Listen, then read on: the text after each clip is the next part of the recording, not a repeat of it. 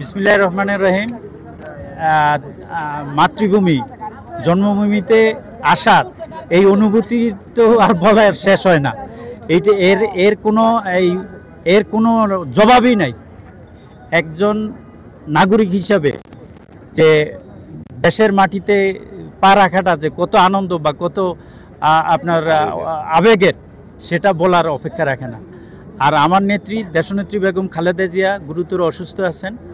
ওনার জন্য দেশবাসীর কাছে আমি দোয়া চাই এবং তিনি যেন সুস্থতা হয়ে আমাদের মাঝে ফিরে আসেন।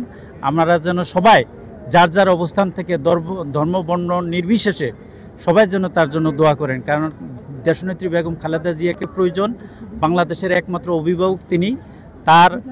তাকে যতদিন আমরা রাখতে পারবো ততদিন এই দেশের মঙ্গল হবে ইনশাআল্লাহ। এই দেশের বিরুদ্ধে কেউ ষড়যন্ত্র করতে পারবে না। একমাত্র তিনি এই যত ষড়যন্ত্র চক্রান্ত একমাত্র রুখি দেওয়ার মতো ক্ষমতা একমাত্র দেশনেত্রী বেগম খালেদা জিয়ার আছেন। উনি আপসীর নেত্রী। উনি শুধু বাংলাদেশের না, এই উপমহাদেশের উনি নেত্রী, যেটা বিশ্বের স্বীকৃতি। উনি গণতন্ত্রের জন্য সংগ্রাম করে জেল জুলুম নির্যাতন সহ্য করে উনি গণতন্ত্রকে এই দেশে প্রতিষ্ঠিত করেছেন। তো সবাই আমার জন্য দোয়া করবেন। দেশবাসীর জন্য তো আমি কাজ আগেও করেছি এবং সব সময় করব। এর দলের নমিনেশন দেখ বা না দেখ, এটার দলের নমিনেশনের সাথে এলাকার কাজ করার কোনো ইয়ে নেই। আমার যতটুকু আমি ততটুকু করে যাব ইনশাল্লাহ। এটাই হলো আমার শপথ, যে আমাকে দিল কি না দিল সেটা দেখার বিষয় না। ধানের শীষকে বিজয় করে হইলে আমাদের একমাত্র কাজ, যারা আমরা দল করি। বাংলাদেশ একটা ছোট্ট দেশ, এখানকার সবাইরই চিনে।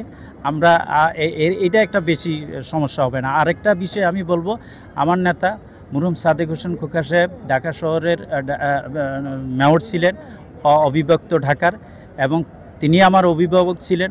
আমি এই জায়গায় আসছি তারই অবদান। আজকের এই দিনে আমি তার জন্য তার রুহের মাগফিরাত কামনা করি এবং মহান আল্লাহর কাছে তার জান্নাতের সর্বোচ্চ স্থান মোকাম দান করার জন্য আমি প্রার্থনা করি। আর তার জন্য আপনারা সবাই দোয়া করবেন। সবাই ভালো থাকবেন।